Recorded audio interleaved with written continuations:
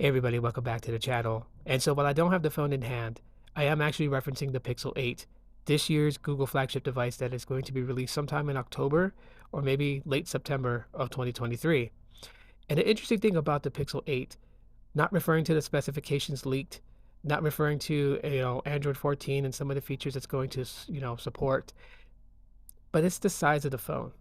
And I'm intrigued by the size of the phone because since the Pixel 6 launched, going from the Pixel 5 to the Pixel 6 was a drastic change. The Pixel 5 was small, comfortable, easy to maneuver in one hand. And when the Pixel 6 dropped, it was a shocker of how big it was for the base model, and that the Pro model was even bigger.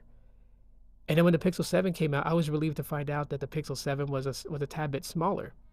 6.3-inch display on the Pixel 7 brought it down from what the Pixel 6 was. And now seeing that the specification screen size for the Pixel 8 is a 6.16-inch display tells me that it's roughly about the dimension size of the Pixel 6a. And if that is true, then we're looking at Google reverting to kind of find that Goldilocks area where it's not too small for those people that don't want a very small phone, but it's not too big that it's not able to be maneuverable. Because the Google Pixel phones and the build quality designs of the devices, while they look great, I absolutely like the way that they look. I wouldn't change anything. But the fact that the back of the phones are glass, but not just any type of glass, they're slippery. They're really slippery. Makes it a little bit nerve-wracking sometimes to try to maneuver the phone with only one hand, especially if you absolutely need to use one hand because you may have your other hands filled with something and you might want to try to maneuver the phone. You get afraid, especially when it's slick, especially when your hands get a little bit sweaty, if they ever do.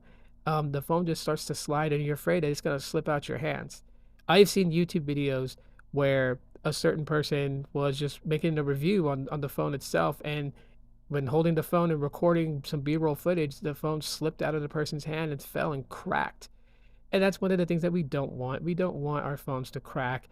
Um, some people can use their device when it's cracked and not bother them that badly, but for some people that's furthest from the case. It will bother people. And so I would say that if Google's trying to find that Goldilocks, very good on them that they're trying to find that little middle ground that works for both sides. And I think this is going to be a very interesting release.